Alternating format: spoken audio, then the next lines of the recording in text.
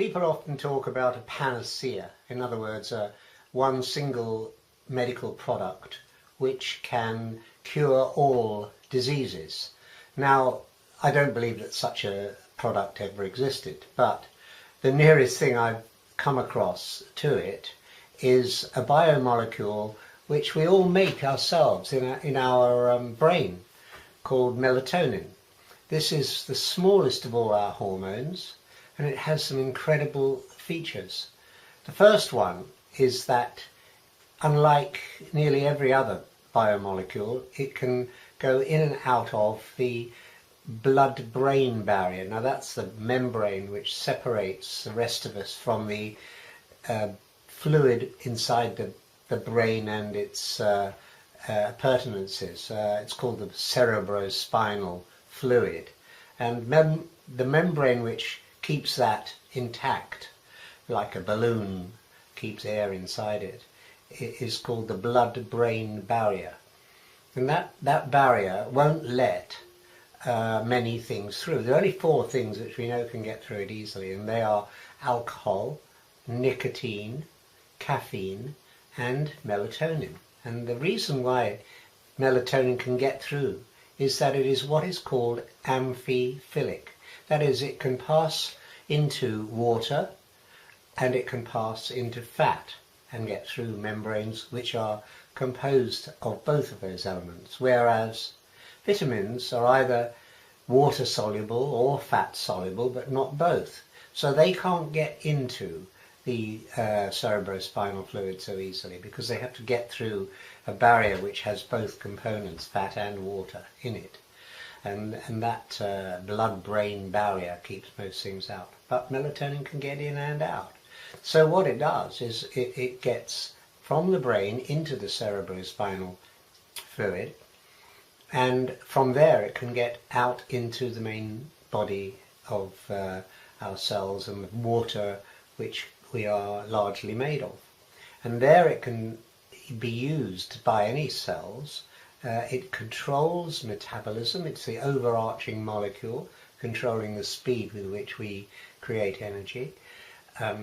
It's used by the white blood cells when they encounter a pathogen. They emit this melatonin. They keep it in little sacs inside them.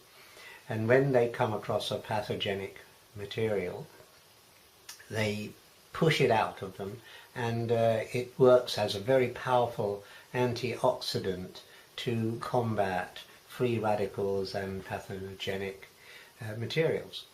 And it can do other things. In fact, if you want to learn a lot more about melatonin, there have been several books on the product, and here's one of them. This is one by Russ Reiter, who is probably the granddaddy of melatonin research, and he wrote this good 10 years ago. Another melatonin researcher is Walter Pierre-Paoli, and he wrote this book, The Melatonin Miracle, in which he largely talks about nature's age-reversing, disease-fighting, sex-enhancing hormone. That's without talking about the sleep part of it, whereas Russ Reiter obviously talks about its main use in today's medicine, which is to get a better night's sleep. It also is often used for jet lag. So there's quite a lot of different benefits from this one molecule. And the interesting thing is that no one's ever found it do anybody any harm. Some studies have used students and got them to take almost unlimited quantities of melatonin. And the only thing that happened to them was that they fell fast asleep. It's not got what toxicologists call an LD50. No one can find an LD50 for melatonin. An LD50, it stands for lethal dose 50%. And it's the amount of a poison which, when administered to an animal, will cause half of the animals in the group to die. Then that's the way they test it, and that's the name they give to the toxicity of any particular chemical. And there's not one for melatonin. You can give people unlimited amounts, and it won't have any bad effects. But the interesting thing about that is that most melatonin that you can buy in Walgreens stores in America contains melatonin in the milligram range. But quite a few studies now have found that that pharmacological range, dose if you like, of melatonin is far too much. In our brains we only make picograms of it in a night. So the physiological dose of melatonin turns out to be more bioeffective than the pharmacological dose, and that's the physiological dose is what we put into Asphalia, the brand name for the product which contains this plant melatonin, which I talked about in my last talk. Well, if you were to, I also wrote a book, by the way, on melatonin, which is in Kindle.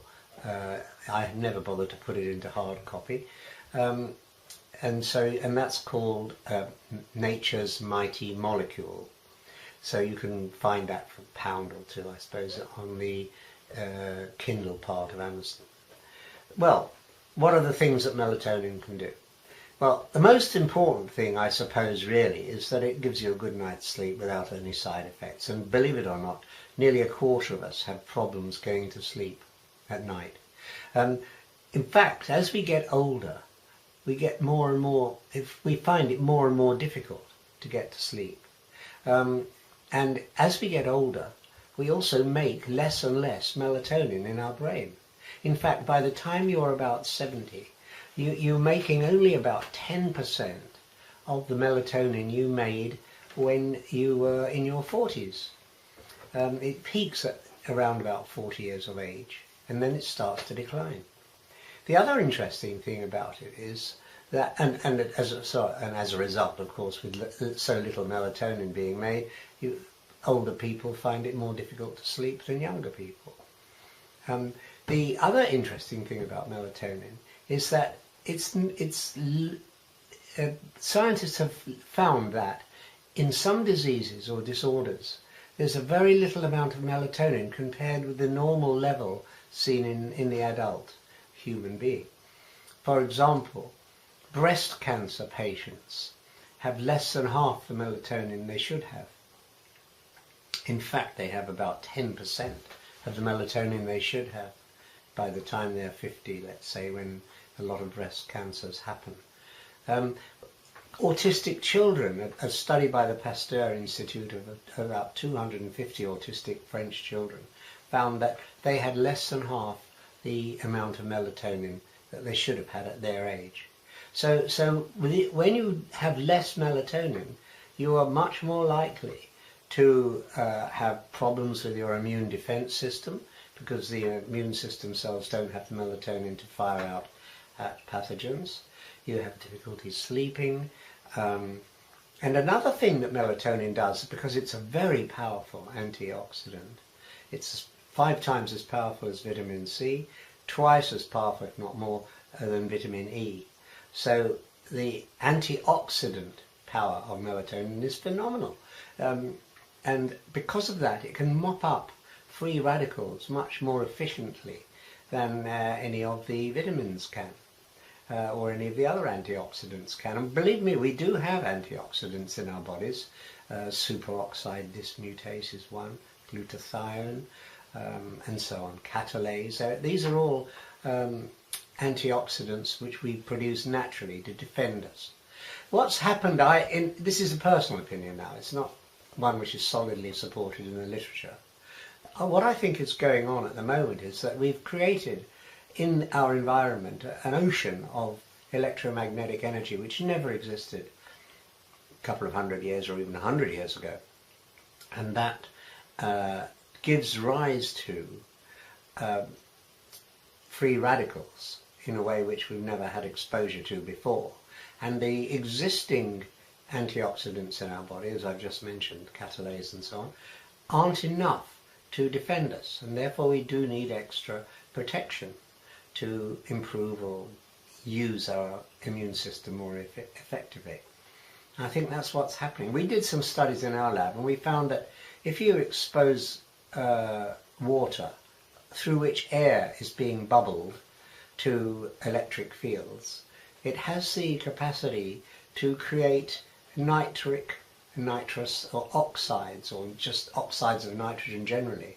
And these are well known to be free radicals. So that might be one way in which our immune system is being compromised by exposure to the electric fields which we inevitably experience in any normal household in today's civilized, industrialized society. Now that's just a hypothesis of mine. It does need further research to confirm or deny it, but that is one possibility as to how it happens. Anyway, so that's the other thing, being this such a powerful antioxidant, the other thing I wanted to mention is that it can help your complexion. We found that, and I didn't expect to find this, although on reflection I realised that it's right.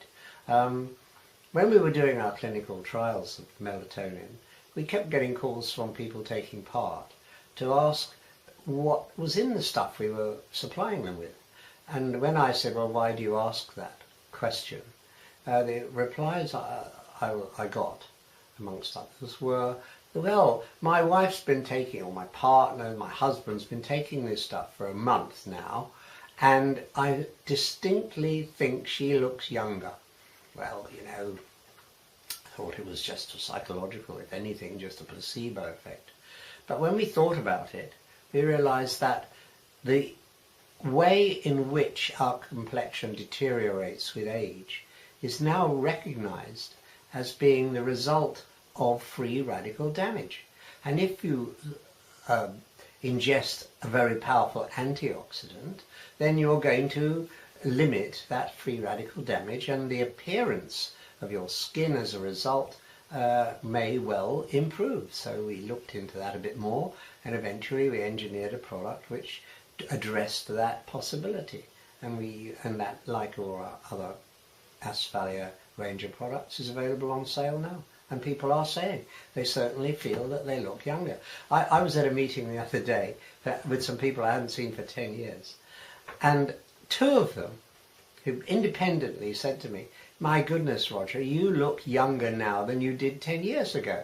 Well, I don't know whether that's true or not, but I can tell you that I regularly take melatonin in our format, in the physiological strength dose, and I do believe that I'm feeling young and healthy and with a good, strong immune system, and I put it down to this biomolecule. For what it's worth, it again needs more research. I wrote an article for The Biologist, which is a very large circulation scientific journal, and reviewed the literature, and I said, you know, look, this is a very promising biomolecule, but we do need to do more research on it. And so far, our own product development has produced what seems to be a very effective sleeping aid, anti-aging aid, and we're very pleased with that. Well, that's all I want to talk about at the moment.